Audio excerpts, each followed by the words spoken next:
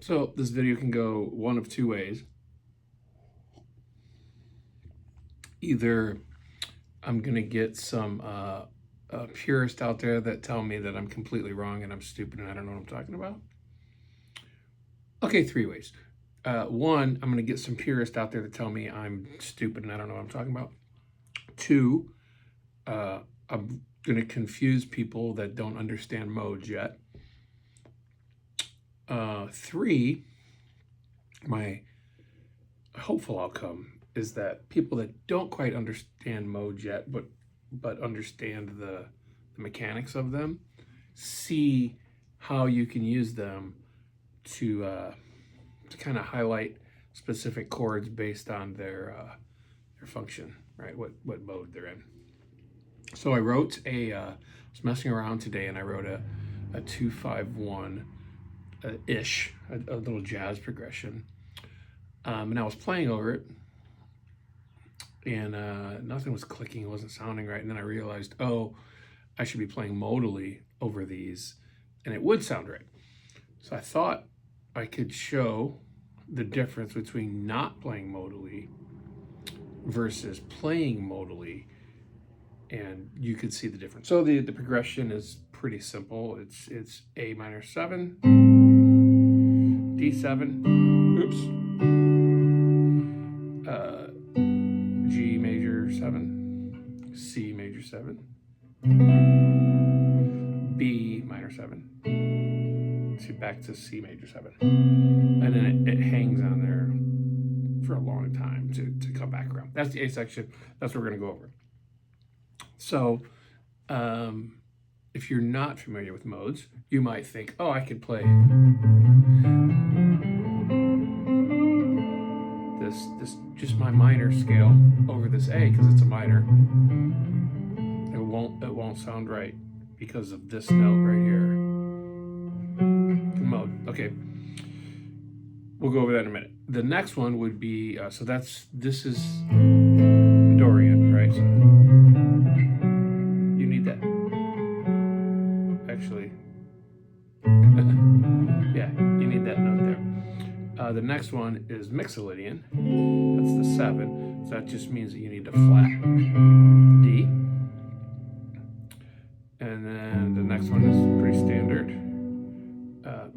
That's pretty standard. You could do the sharp 4 if you wanted to. This would be Lydian. This would be the other one that's important because that's Phrygian, Ionian, Dorian, Phrygian. Yeah, Phrygian.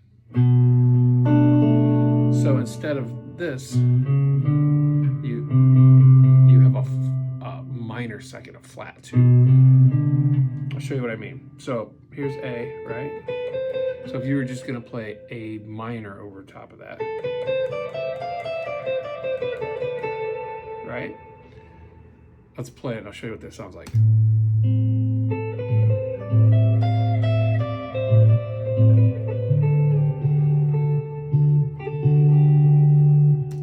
Okay, that clashes because that's the note of the Dorian. The Dorian, that's your 6, right? So back it up, play it again, but now with Dorian.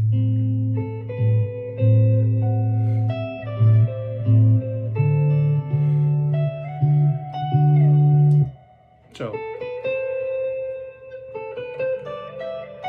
and that would be right here, or this, right?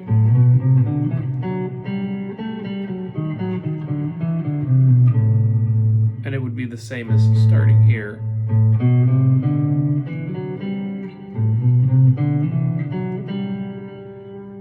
So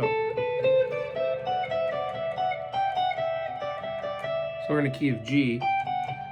So that picks up the 7th of G, and then you can tie that into G if you wanted to. But this clashes. The next one is just a flat 7, so you could go to this D. 1, 2, 3. So don't hit the major 7. You want to flat that 7, and it goes right into the G chord. And the G chord is just your standard major scale,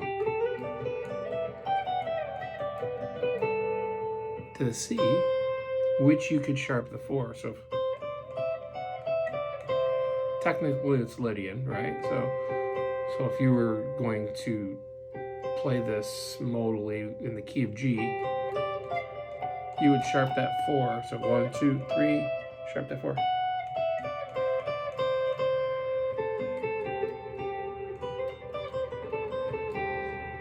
This is the one that really stuck out to me that made me go down this path. Lydian, you might think, well, I'm going to play over B, so I'm going to play. Right? No, because this is the 4. This is the sharp 4. It doesn't sound right, right? So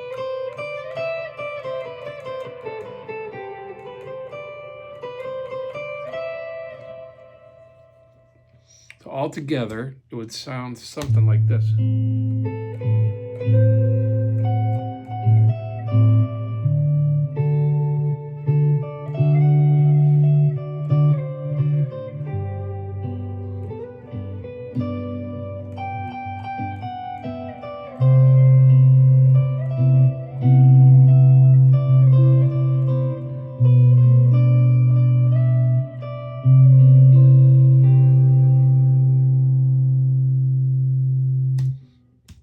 Now I'll play it the way you might play it if you don't quite understand modes.